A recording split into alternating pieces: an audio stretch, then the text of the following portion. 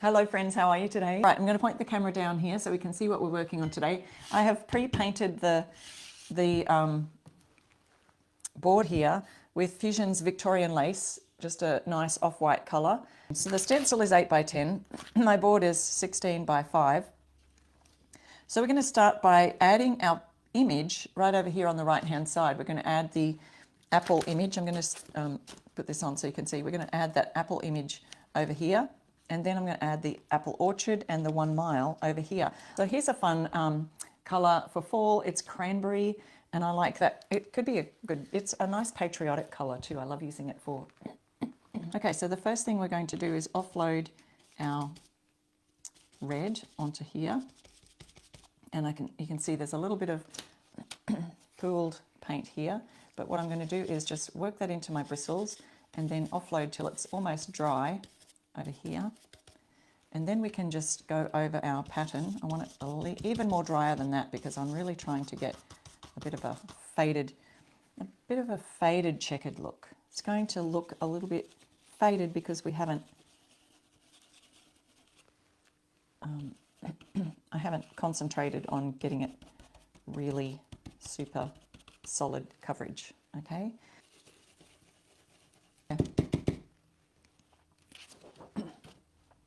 I'm going to do some words, but because I think the words will come over the top of my apple that I'm placing over this side, I'm going to start with the apple because I want the words to be seen above the apple so that I don't get that.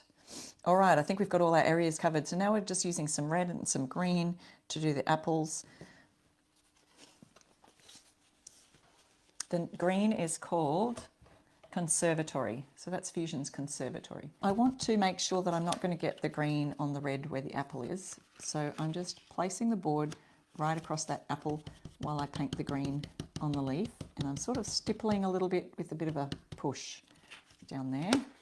Then we've got, let's see, this apple up here, and that's going to be a little tricky to get this corner of the leaf. So I'm going to create a corner with my 2 pieces of cardboard for that corner. I can do up the top there, and I can get pretty close to the apple, but once I get fairly close, I just move my board around like this. Oop. And I can move that there. There we go.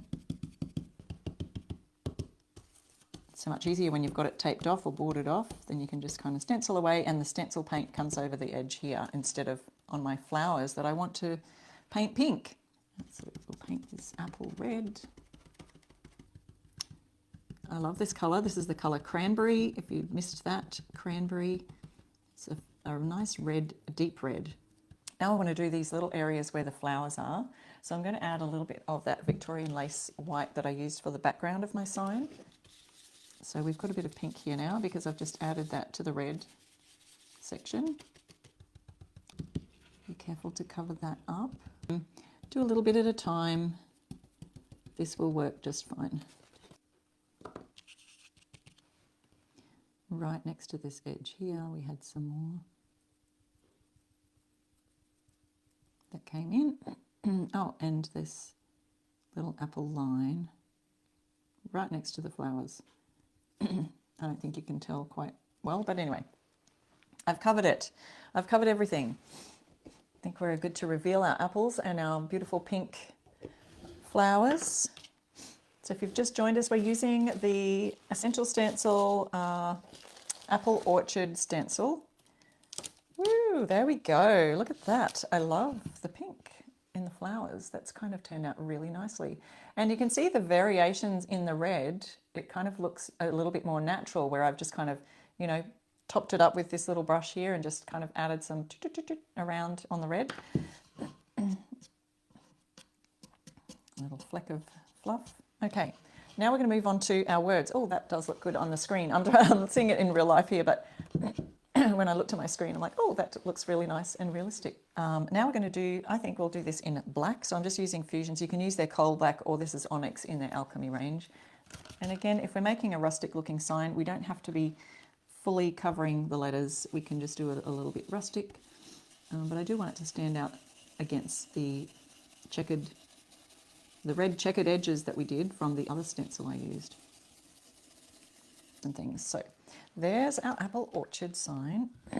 And our taper stuck down here, so there we go. That's looking cute. So let's see, where's our orchard finish? Around about there. This is a chalk paint, the Alchemy range in the Fusion mineral paints. It's Alchemy by Fusion. And so if you are using the chalk paints, it might be a good idea to add a sealer. You know, I mean, these signs are just going on the wall, so it doesn't really matter. But if you're doing furniture painting or something like that, although sometimes I like to seal my signs anyway, just for, I don't know, feel like it gives it a more finished look, a more professional look. And to do that, I use a wipe-on, water-based wipe-on poly. All right, we have finished that sign. How do you like it?